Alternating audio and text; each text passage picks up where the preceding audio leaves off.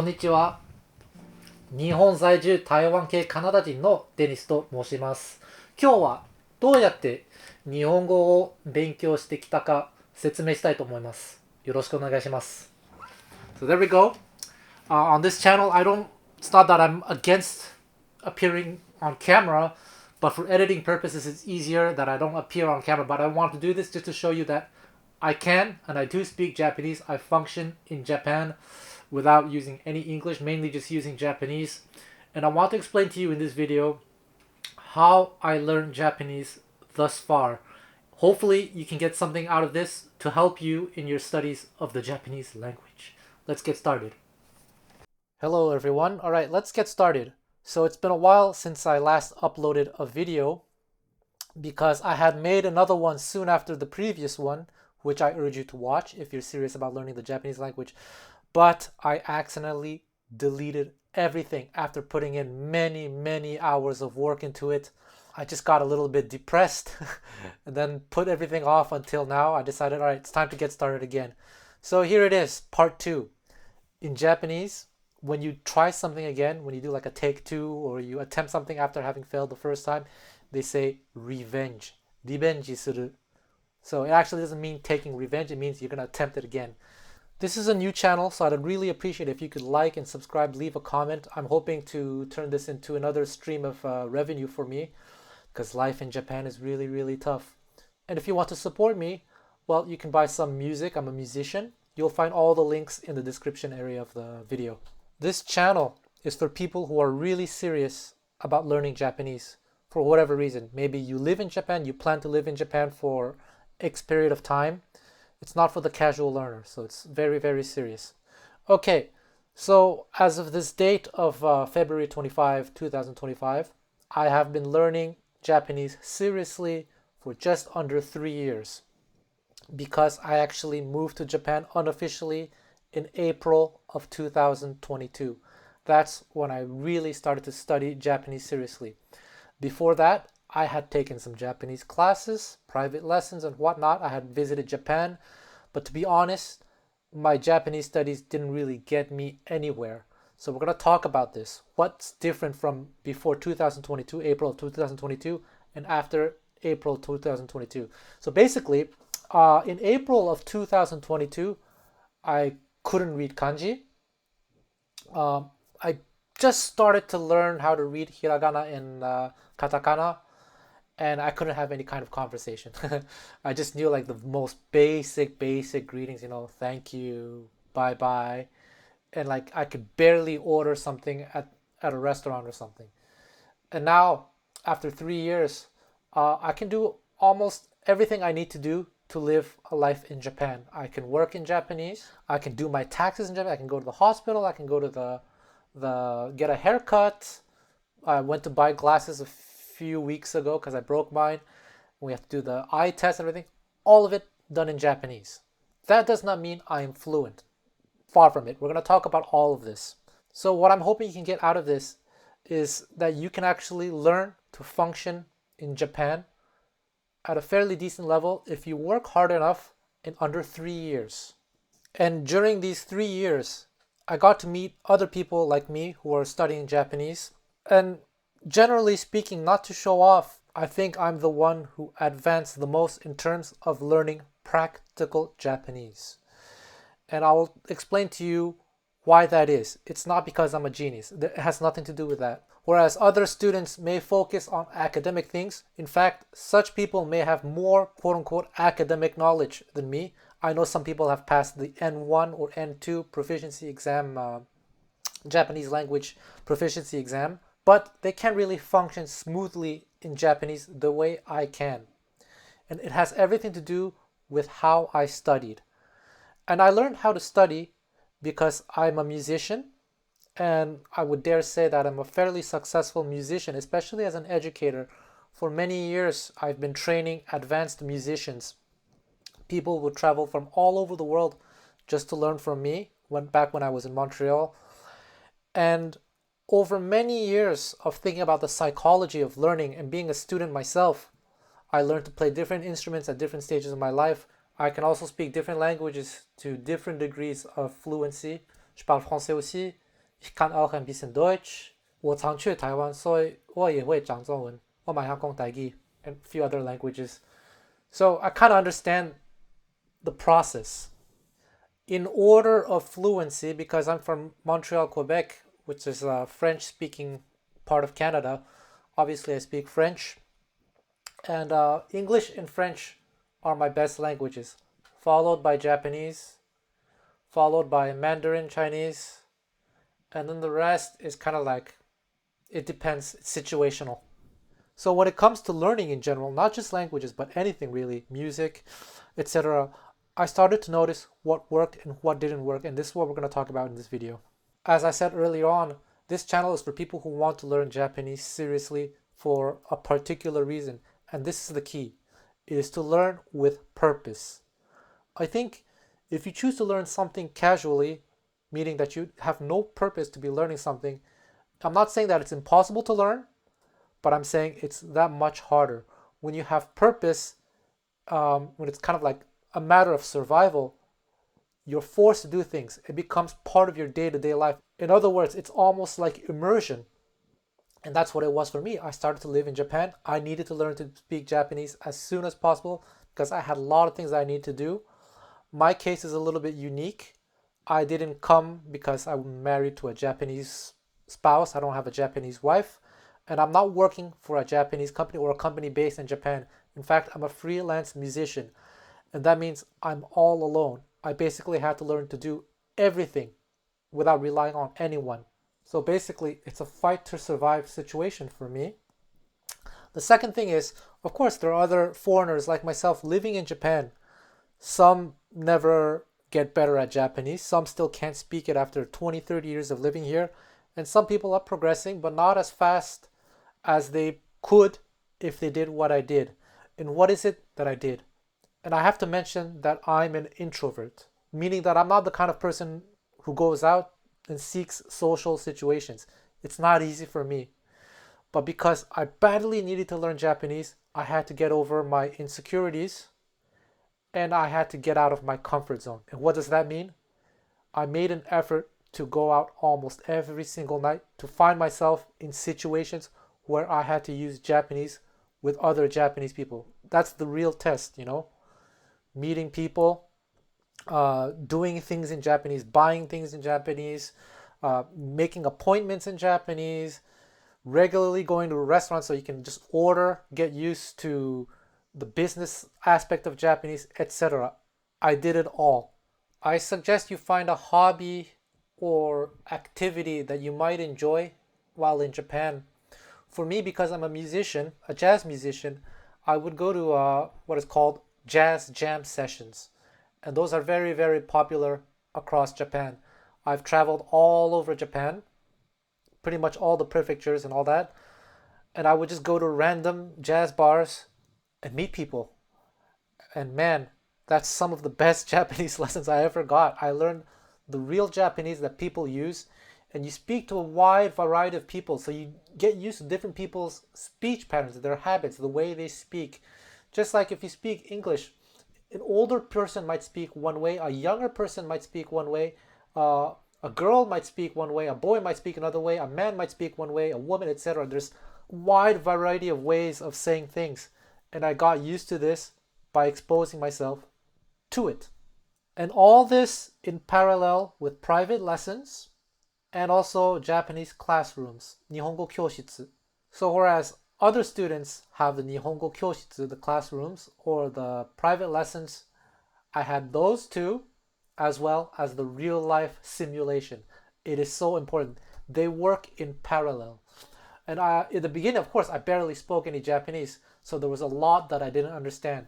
And I would make mental notes of what was being said to me, so that when I had my private lessons, then I would ask the teachers, hey, what grammar point is this? I've never heard of this before. For example, you guys probably know that Japanese man Yuta, the guy who has this YouTube channel, very popular, and he tries to teach you the real Japanese that real Japanese people use. That's his sales pitch or something like that.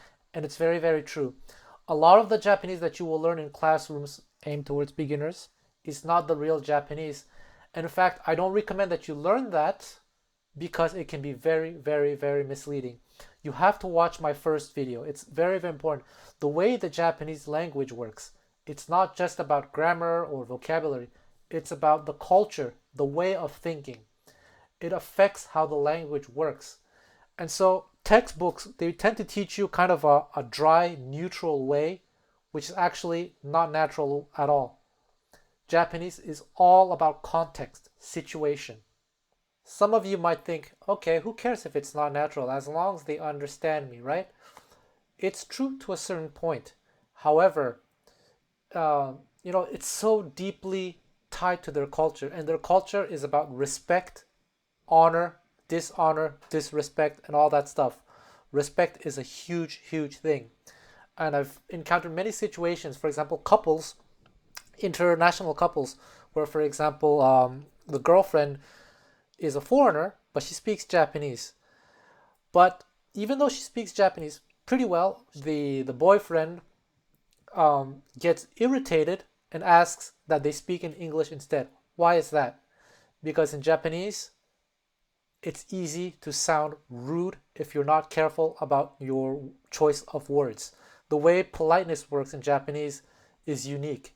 In fact, when I talk to Japanese people who are trying to learn other languages, one of the first things they tell me is, please forgive me if I sound rude, I'm a beginner. And I never understood what they meant until I understood how the Japanese language worked. For example, if you were to just ask me, hey Dennis, how do you say, where's the toilet in Japanese? And I would have to ask you, it depends, who are you speaking to? Are you speaking to someone that you know? Someone that you don't know? Someone older than you? Are you talking to an employee of a place who should know where the toilet is? It all depends. Again, watch my first video. These things matter a lot to the average Japanese person. And even if people know that you're a foreigner, that Japanese is not your native language, if you want to maintain a healthy relationship with them over many years, then you really need to be aware of such things. For a short-term thing, okay, Japanese people, I think they can be forgiving, but I can see them get very irritated if it's going to be, a long-term relationship. It's that hard. Depending on your personality type, life in Japan can be very, very hard in that sense. And it's not just foreigners, it's also Japanese people as well. In fact, you can find on YouTube lots of videos of Japanese people, why I left Japan, blah, blah, blah. It's always the same story. It's a high stress society because of how the language works, the culture works. Myself, when I speak Japanese, my personality has to change a little bit. I'm still myself, but I have to be very careful about my words, my choice of words, how I address people. It's a minefield. It is for Japanese people as well. So imagine how much harder it must be for foreigners like us.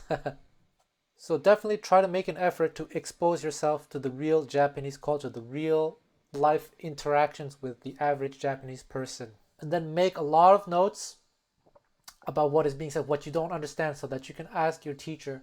At one point, I can also make a video on how to take lessons with teachers, because a lot of teachers, Japanese teachers who are Japanese, they grew up with this mentality, so they don't necessarily always understand the outside mentality. Even if some of them have lived abroad, it's not easy to really understand both sides. People tend to take things for granted without really noticing such things. I had to make a huge effort to notice all these things. The outside Japan mentality and the inside Japan mentality. And these kinds of comments I even get from people from East Asia, people from Korea, people from Hong Kong, people from Taiwan, people from China. They all say the same thing, that Japan really sits at an extreme in terms of how they do things. All this affects the way the language works in day-to-day life Japanese. So essentially, as a beginner, you need to expose yourself to two distinct social situations. One, the average normal friendship situation, meeting new people for the first time in a non-business setting. And then the other one is the business setting, when you go to a restaurant, when you go to the tax office, when you go to register your address at the at City Hall, making an appointment, etc. So I don't know where you guys are at in your Japanese studies, but maybe you have heard the term keigo. So keigo is basically honorific speech. And in fact, the way that it's generally taught, there are three categories of keigo, and I've talked about this in the previous video, so you really need to watch that. So you have things like kenjogo, sonkeigo, etc. But actually, there are lots of sub branches as well, and you're going to encounter all of these in both the business and friendship situations, social situations. It took me about a year to understand the concept of situational speaking that I explained in my previous video. So I want to save you guys some time and make you guys aware of it right away. And I became aware of such things because I went out and talked to people all the time and noticed all the different speech patterns. I would make note of who I was talking to. What situation is it? Is it a business situation? Is it someone that I meet in a music venue or a jam session? Is the person much older than me? Is the person younger than me? Is the person female, male, etc.? And sometimes, gay people, LGBT people, they will speak another way as well. It's that codified. Well, whether they're LGBT or not, some people, like some guys, might want to sound more effeminate and they will speak a certain way. Some women might want to sound more masculine, so to speak. Doesn't mean that they're LGBT or anything. They might speak a certain way as well.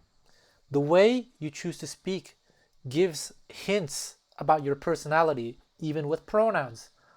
I, should I say boku, watashi, ore? Those are the three main ones for men to use. Watashi is the one that's used in formal situations. But if you're using in a casual situation, you're going to sound effeminate. Women can use uchi, watashi, atashi. It's complicated that way. To learn Japanese properly, you have to develop your sense of observation. You have to learn to read the air, so to speak. I talked about that in the previous video as well. It's all about the context. So I urge you to get out there and to observe. Observe who you're talking to, who's speaking, in which situation are they speaking. Is that person older? What's their social status, etc. Complicated, right? But trust me, the more you expose yourself to all these day-to-day life situations, the faster you'll get used to it. And make note of these things and ask your teachers. As a beginner, when you arrive in Japan for the first time, maybe you don't know anyone. What's most likely is that most of your social interactions will be at the business level, meaning you're going to the konbini, the convenience store, restaurants, metro station, etc. That means you need to get good at recognizing kenjogo, sonkeigo. Kenjogo is the humble speech. That's often when you're speaking to like an employee, they will use that form of speech to put themselves at a lower status than you. Yes, Japan is all about the social status, but I think you knew that already. Then they'll also use sonkeigo. So that's when the person of a lower status is talking to you. So the employee is talking to you, the esteemed customer, and they use a specific form of speech. Well, guess what? Apparently this is considered advanced Japanese, but since you're fresh off the boat and it's used all the time, you need to get used to it. And actually, if you expose yourself to it regularly, it's not as difficult as it seems. You can learn it as a beginner, no problem. Remember how I said there are sub-layers of keigo? So it's not just one form of speech. People might mix the different layers up. It's insane. Like you can be 75% formal, 78% formal, 81%, 84%, etc. It's insane in that way. So the more you expose yourself to day-to-day life situations, the quicker you get exposed to all the different speech patterns and know when it's appropriate to use one or the other. You will also quickly notice the basic average, because even though there are many ways to express yourself, often the same set phrases are used all the time. The only time I got exposed to extreme formal level Japanese was this past summer. I went to Yokohama and I went to a pastry shop to buy some bread. And I guess the cashier, I think she was a young girl, a teenager, probably her first part-time job, and she's trying to do a good job, and she's using the most extreme level of keigo. That was the only time I ever heard something like that. But luckily, I've studied enough keigo to understand what she was saying. For example, let's say you want to ask someone's name, and obviously, since this is the first time you meet this person, you probably want to have a basic level of respect. You don't want to be too casual. So you can basically say, お名前教えてもらえますか? And that's great. And again, depending on the atmosphere, you can make it even simpler. お名前は? Just like that.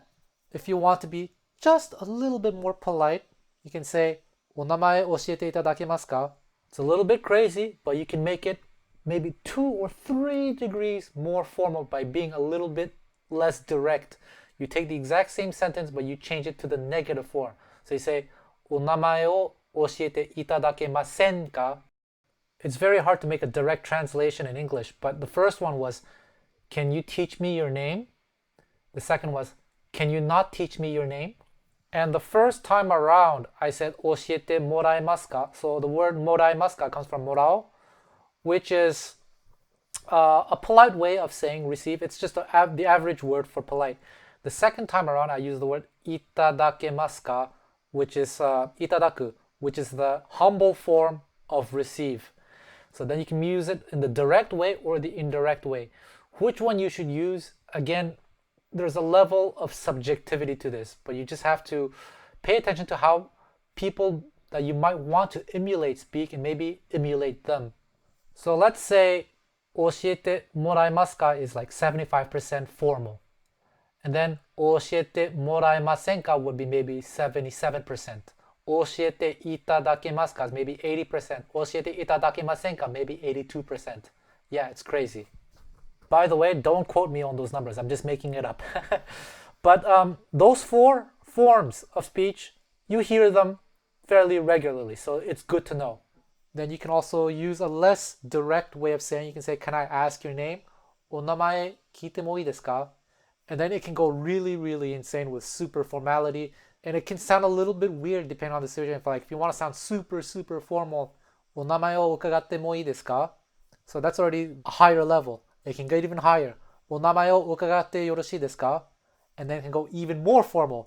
お名前をお伺いしてもよろしいですか? I've rarely heard this one. Maybe it would happen in a business setting when, let's say, you are buying glasses and you're taking reservation, and then after you've been speaking for a while and they're typing in your info into the system, and then they ask for your name. Maybe they can use it there. I forgot there was one more degree higher of formality. So the last one was お名前をお伺いしてもよろしいですか? But one degree higher, お名前をお伺いしてもよろしいでしょうか? Anyway, I learned all this through environment. Being in Japan is the perfect environment for studying Japanese, but you have to learn to take advantage of it because a lot of people are not. You really have to get over your fears and you have to go out there. The lesson is everywhere. You just might not see it. I would encounter all these situations.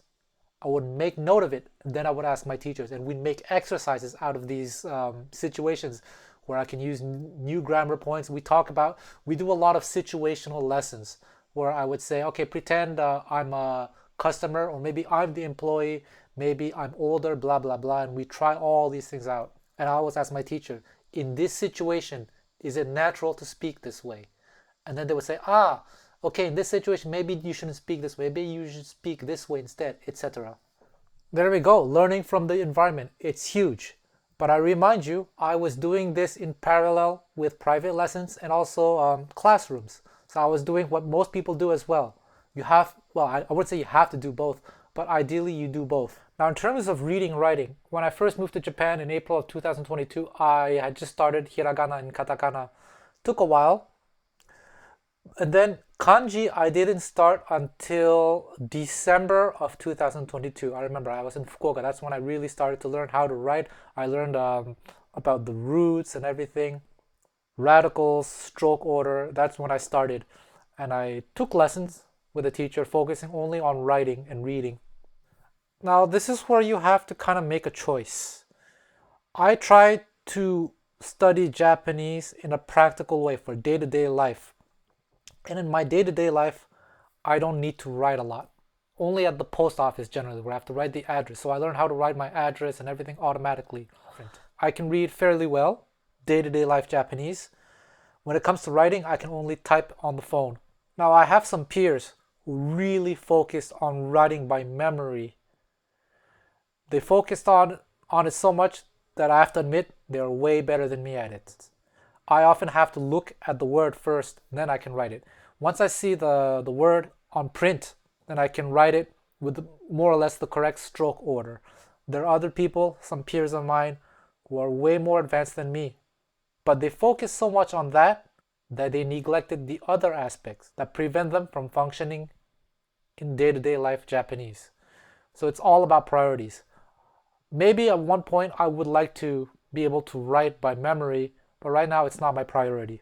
So by the time that I start to focus on reading and writing, and what I mean writing by, on the phone or on the computer, and of course by then I had a lot of Japanese friends, and when we chat, we use, Japanese.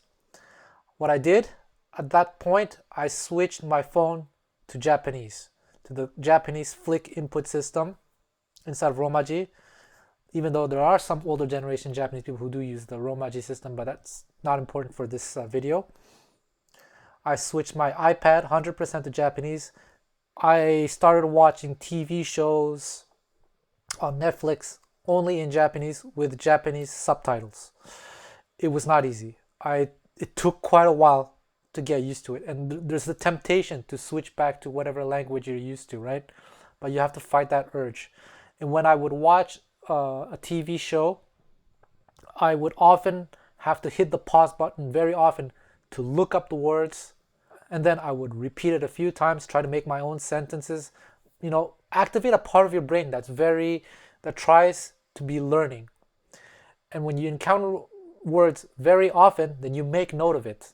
As you immerse yourself in situations like this, you make note of the words that recur very often. And then those are the ones that are easier to memorize. Then another thing that I did, because I live in Japan, every time I went out, there was an opportunity to be practicing your reading. Even in your own home, if you go to the bathroom, there are lots of things written, right? Or if you're using the AC at home, you have words like reibo, danbo, moeru gomi. Lots of words that you can see everywhere. Hinan. So many words. I'm just looking around me just to see all these words around me in my own home. Then you go outside in the streets, you see a lot of signs. I don't know. Kitsuen kinshi, tachiri kinshi. Lots of words. Kuyakusho, shiyakusho, zeimusho, shohosen, kaisatsu. You can learn all the most important kanjis used in day-to-day life by just going outside. Whenever I'm outside, it looks like I'm daydreaming, but actually I'm looking at all the signs, I'm studying, I'm reading. I would take the time to review. Sometimes it's not easy. Sometimes you forget. In fact, you forget quite a lot. But because you see it every day and you're reviewing every day, you learn it faster. So instead of using flashcards, I was using my environment. And of course, you read books, you read newspapers, etc. I guess this is what I would call natural immersion, organic immersion, if you will. I make my life revolve around the Japanese language, which is easy for me to do because I live in Japan. Let me rephrase that. It's easy to do because you have the environment, but it's extremely hard to do for psychological reasons. You have to really get out of your comfort zone. That's the hardest thing. And I have to admit, it took a while before I was able to convince myself to really get out of my comfort zone. That's the difference between me and many of my peers who don't go out of their comfort zone. You will have to face a lot of discomfort. In fact, you have to let go of your pride. One thing that I tell my teachers is to be very strict with me, to correct any kind of mistake that they deem unnatural. In fact, I want them to go really extreme with me. Now, of course, I'm maybe a special case that I want to go like all the way, but the more you're willing to be corrected and to face these uncomfortable situations, the faster you'll be able to progress. I promise you this. Often people don't progress because they want to stay in their safe zone, their safe space, so to speak. So there we go. That's what I've been doing since April of 2022. In the beginning, start with manageable situations. So going to the same coffee shop every day, ordering more or less the same thing. Get used to hearing the different forms of keigo that people may use. Find an activity, or you get on an app like iTalki or Amazing Talker and find people who you can talk to that are very affordable. You talk to them for 30 minutes, 1 hour a day, but try to do it regularly, every single day. And if you can find an activity like a hobby where you can meet actual Japanese people who share the same hobby, that would be ideal. But of course, meeting real people can be a bit stressful because in the beginning, if you're like me, you spoke practically no Japanese, so you can't really follow any kind of conversation. So it's a little bit frustrating, right?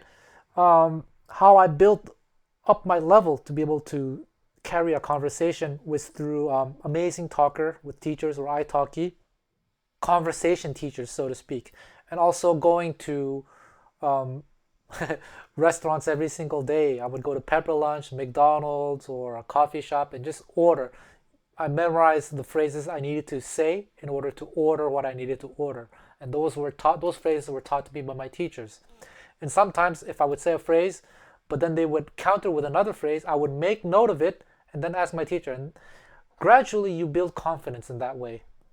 I obviously worked very hard for this, but in under 3 years, I think you can catch up to me. And even then, I say I worked very hard, but I think some people work even harder. If you work even harder than me and you skip all the mistakes that I made, like I started to learn to read a year after, I should have done it right away. I didn't know about the situational thing until a year after. So if you can skip all that, I think you can catch up to me relatively quickly. But of course, there's a lot of work and you have to get over your fears. So I hope this video was useful to you, and I hope to make more videos. So please like, please subscribe, please comment. I hope to be able to monetize my channel at some point. Thank you very much.